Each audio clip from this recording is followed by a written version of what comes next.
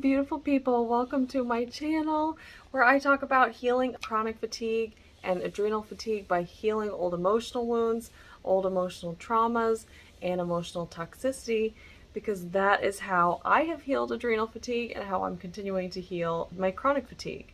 My goal for this channel is to teach you everything that I'm learning as I heal so that you can heal faster and easier than I did. Today I'm talking about a tool that I use for the actual healing part of this process.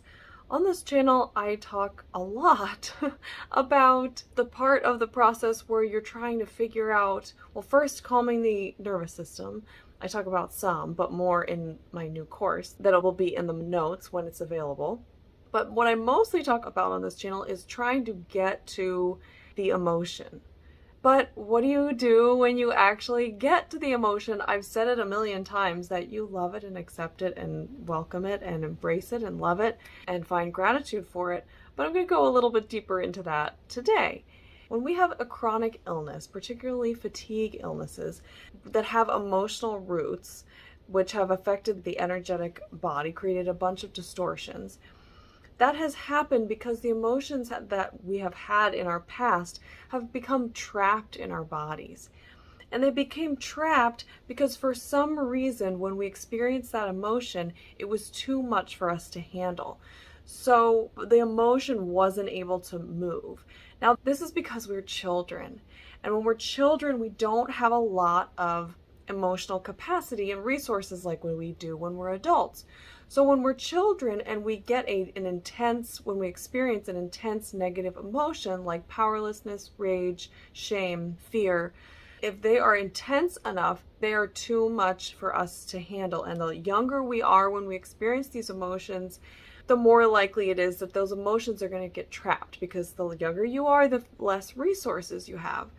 So what happens is when we're children and we experience these intense emotions, they get trapped, but they get trapped because we somehow disconnect from ourselves to not feel that emotion as poignantly, as intensely. And when we disconnect from ourselves, we create, it's the creation of a defense. We're defending ourselves, protecting ourselves against that emotion.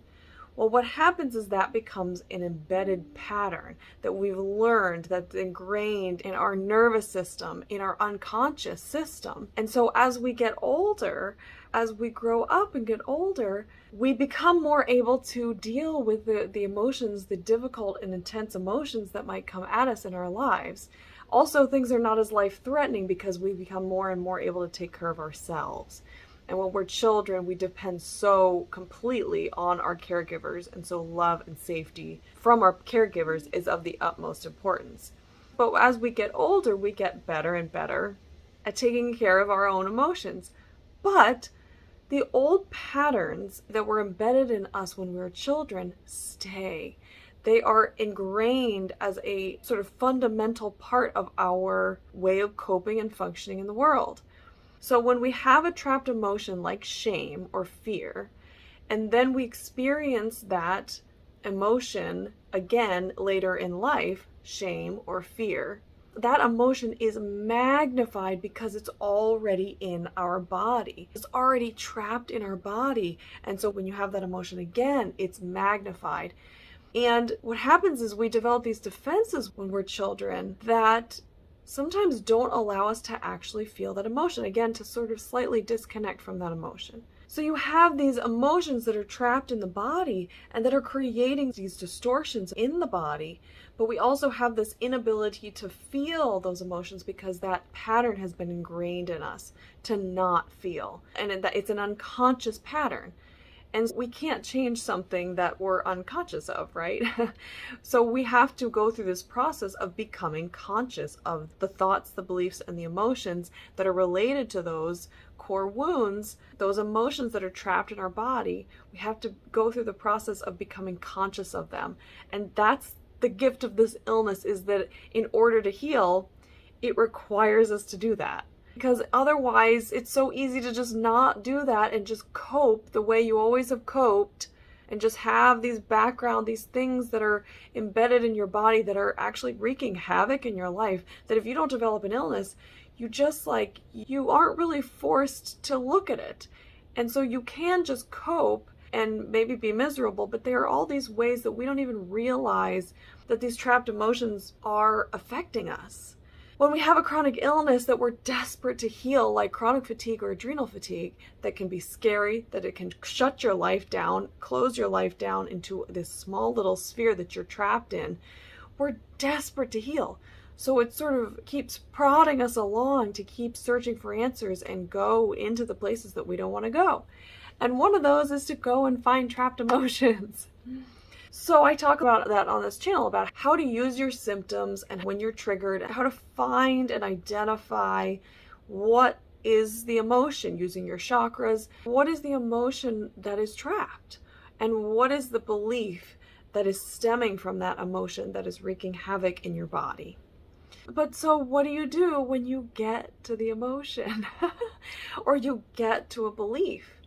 One of the most amazing tools is havening, and I will put the link to that video down below of how to do havening. It's using loving touch on your body when you reach an emotion. So let's say you're feeling afraid or anxious. So you start saying the word anxious and you start stroking your body again and again and again, stroking your body in these areas around your eye sockets, down your arms, your upper arms, and on your hands again and again. And you're saying anxious, anxious, anxious. And that might change. It might be changed to scared or vulnerable. And just keep saying that over and over and over again until the emotional content of your words has disappeared. I often like to keep saying it until a whisper comes out or no sound at all, so that there's so little, like I'm squeezing the juice out of, but very subtle, but very gently, just like eking out the last bits of that emotion until it's gone, till there's nothing left to come out. At least for that session, that little piece of the onion. But what you're actually doing when you do havening is that you are telling your body that you are safe and you are loved and you are accepted and you are seen. And what I've been doing lately, which is very interesting, is I've been experimenting with sort of doing an energetic version of havening. And what I mean by that is telling my body and feeling in my body that loving presence. So when there's an emotion of fear, when there's an emotion of shame, when there's an emotion of powerlessness, rage, anger, helplessness, frustration, overwhelm, disappointment, all of these things, all of these difficult emotions that we are trained, and we all do this, we're trained to tell that emotion, go away, I don't want to feel you, stop. Well, Lauren, will you just get out of it? I just need to get over this. Or we feel like a victim, overwhelmed, and I just like everything. And then to give all the reasons why you are allowed to be overwhelmed and you're going to stay in overwhelm. It's this hardening energy. It's either pushing away or hardening into that emotion. Well, what happens is when we do that, because we were taught to do that, we weren't taught how to move emotions through our body. When we do that, when we do the pushing away, shoving away, I don't want to see that, I don't want to feel that, I shouldn't be feeling that, or hardening to it, that I deserve to be in this state, what we're doing is we're keeping it in there. And it's counterintuitive, right? But we're actually keeping it stuck in there. And so what we actually need to be doing is bringing that emotion towards us. Instead of pushing it away or blocking it or just like being tough with it, is softening to it and embracing it. But this is no easy feat because we have been trained to do the exact opposite. So one of the most important things in this process, when you reach an emotion, when you feel an emotion come up or you've hit a belief, You have hit a belief, like one of the most recent ones that I got to that that brought me a huge release of emotion is there is never enough for me. I have an unconscious, it was unconscious, I had an unconscious belief that there is never enough for me. I'm always last. There's never going to be enough for me. I don't have enough. I never will have enough. Everybody else gets first. I'm last. All those kinds of things. But the one phrase that really got me was there is not enough for me. There is never enough for me. Now for this one, it evoked so much emotion that I didn't need to do havening to move it. I had a huge release of tears. Huge release of tears. And that's another way to move the emotion. If you can let your body vibrate to the frequency of that emotion until it's fully released, and it's going to come in waves. It comes in 30 to 90 second waves, and then there's going to be a break. You're going to get a break, and then you're going to have another wave, and then as long as it takes to release that as much as your body can handle in that time. That's one way to move an emotion. So havening is one way to move the emotion. Crying, having a big emotional release with that emotion. But I will say that when you are crying, there needs to be an energy that is much like havening. That is this loving presence that while your body is vibrating at this frequency of whatever that emotion is, grief, vulnerable, sadness, fear, whatever it is that you're vibrating at, you also need to be overlaying, have this other part of you that is giving this loving presence to the child in you, to the self, to the part of you that is feeling that emotion. It's this energy of love. It's this energy of you are allowed, of allowing and accepting this energy. That this energy, this emotion, these beliefs are allowed. You're allowed. You are allowed to feel this. You are allowed to feel this. What you're doing with havening is saying that. But you can also do it energetically like what I've been doing. And I've been having a lot of success. You can speak the words out loud. You are allowed to feel. So I actually got this from Kyle Cease. He has this phrase. I love it. He says, you are allowed to feel blank in my body. Whatever it is. You're allowed to feel overwhelmed in my body. You're allowed to feel scared in my body. You are allowed to feel powerless in my body. You are allowed to feel ashamed in my body.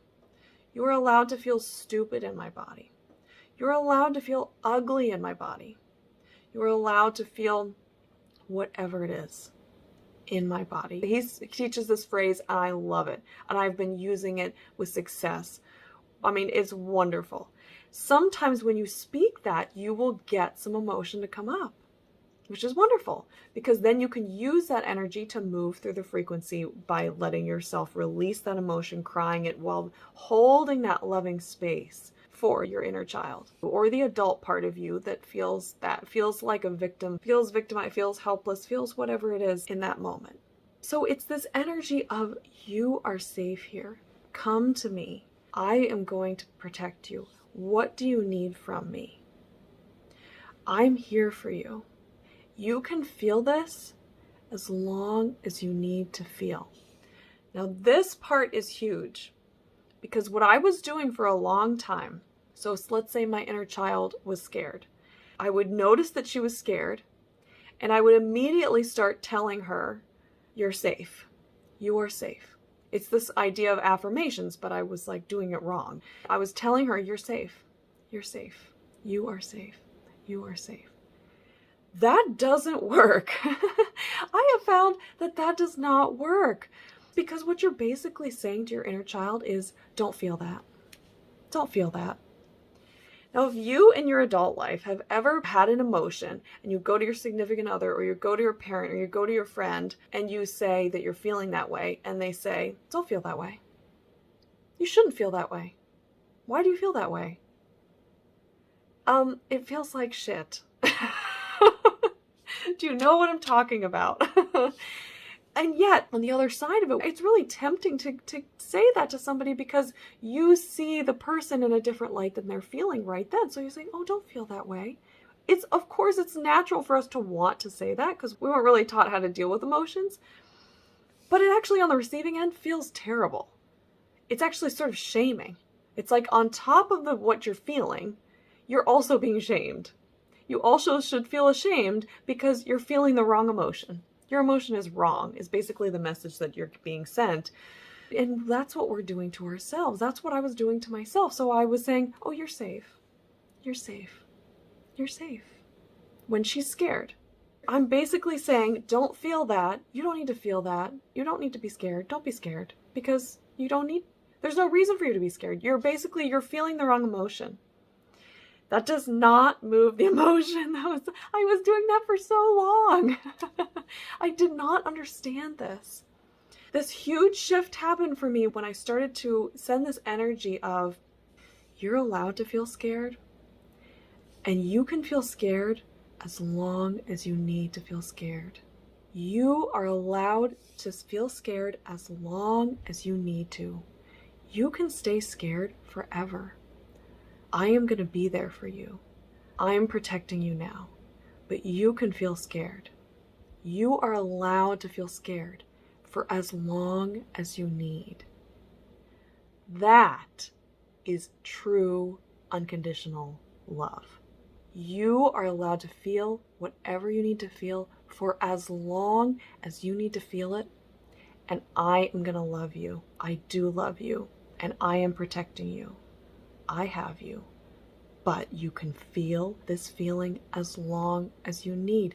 This is unconditional love, and unconditional love is what heals our emotions, our stuck emotions, trapped emotions that are in our body. When we reach them and identify what they are, and then bring them in with heart energy we're flooding it with unconditional love. That is what heals the wound. You just keep doing it and doing it and doing it and doing it until you don't feel that energy anymore. But whatever emotion comes up, you bring this energy to it, this unconditional love. This is so beautiful. If you think about this, I'm getting goosebumps as I think about it. What is this illness teaching us? How to love unconditionally. It's like, oh my God. That's what this illness is teaching us. If you have adrenal fatigue or chronic fatigue or any kind of chronic illness that has energetic roots or energetic contributions through your emotions, the lesson that the universe is trying to teach you, I believe, is how to love unconditionally. And you cannot truly learn unconditional love until you learn how to do it for yourself. Because it's the hardest one to do. But that is how we heal our bodies. This is a huge turning point, epiphany. We are learning how to love unconditionally. You guys, this is the game changer. Once you get into this process of learning how to get to the emotion, get to the belief, then you learn how to hold that energy, or just be that energy, be there for the energy, this warm, loving presence that is just accepting and bringing in. You are allowed to feel that. Whatever emotion you feel, the implication is it's the right emotion. The implication is that it's correct because you're allowed to feel it. And you're allowed to feel it because you are loved, and every part of you is loved. Every single part of you is loved, including the shame, including the guilt, including the powerlessness, including the ugliness, including the stupidity, including the dependency. Whatever the things are for you, the lack of accomplishment, the lack of success, whatever the things are that trigger you, once you learn how to bring consistent, unconditional love for that energy, it will heal. And that means allowing it for as long as it needs to be there. Not allowing it, oh, you're going to be allowed so that you'll go away. I'm going to say, you're allowed to be here, but just temporarily, and then you're going to go away, right? That doesn't work. It doesn't work. And your unconscious knows your intentions.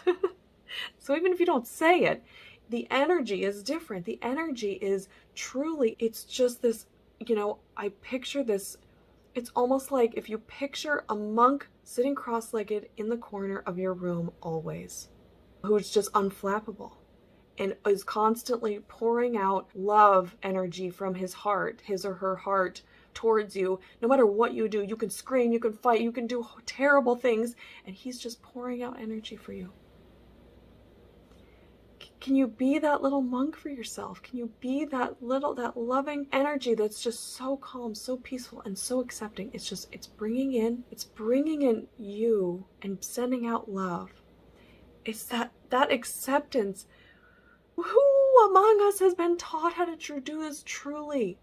Truly. I sure wasn't, and I know most people were not. This is not in our culture for sure.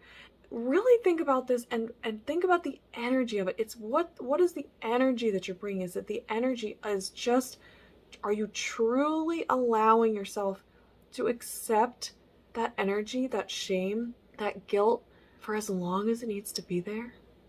I mean, that's really hard to do. If it was easy, we'd all be doing it. We learn it and then we can do it like that.